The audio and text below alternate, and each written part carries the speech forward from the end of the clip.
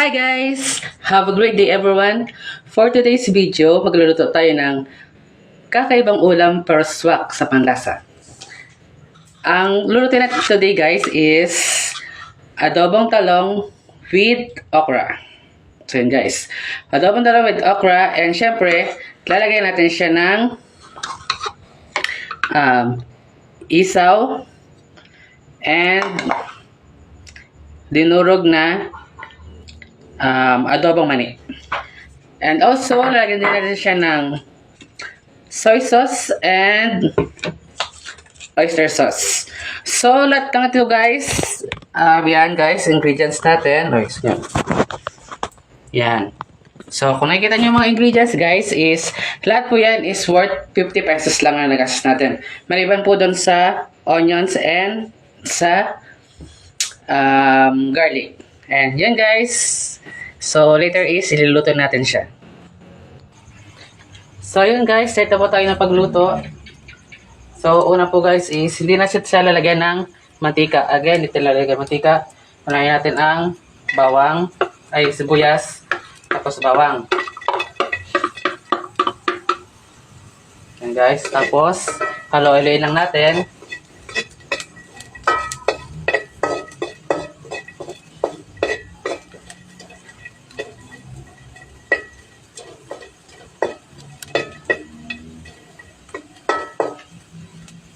Tapos, lagyan natin siya ng konting tubig. So, yun guys, konting tubig lang siya guys.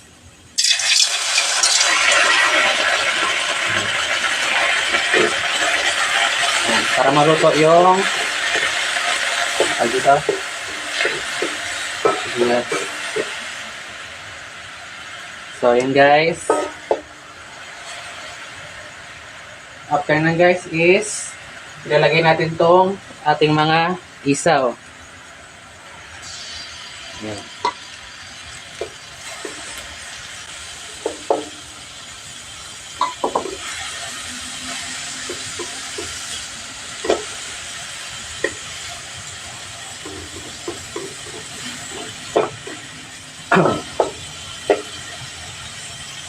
So yun guys, yung isaw natin guys, nabili natin ng 10 pesos sa labas. Yan. Piso. Tapos, yan, pag medyo okay na siya guys, is ilagay natin yung talong.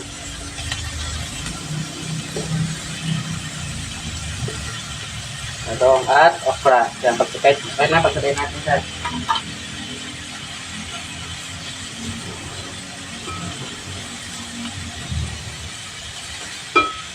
Tapos, sasabawan natin siya ng tubig ulit.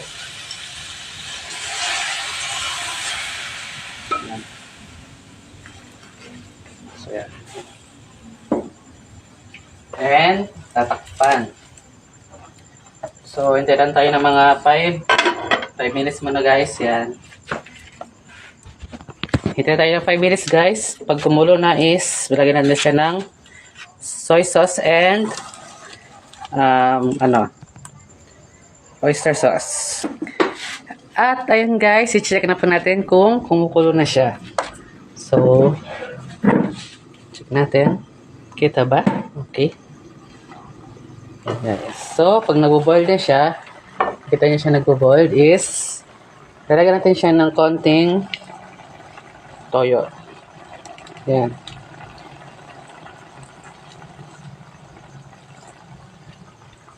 Konting toyo, tapos halo-haloin na natin siya guys.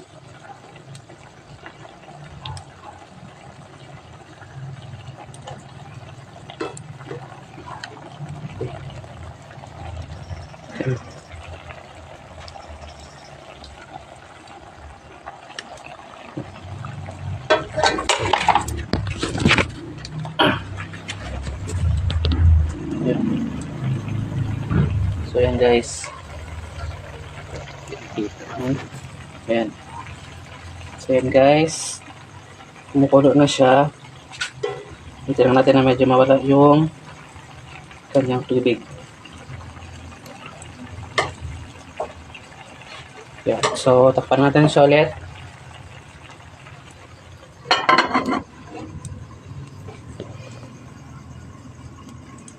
At this moment guys, kakain na po tayo. Yan guys, so dalawa kami ng mom ko. And ito na po siya guys, yung ating adobong talong and okra with isaw and mani. So yun lang guys. Again, have a great day and God bless you all.